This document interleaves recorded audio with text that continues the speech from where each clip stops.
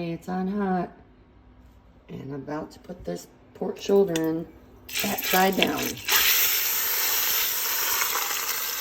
You should watch my next video, or my previous video, about the fat.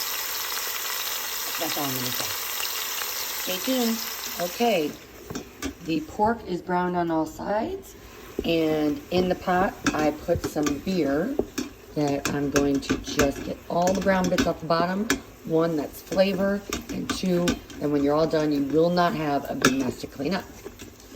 All right, stay tuned.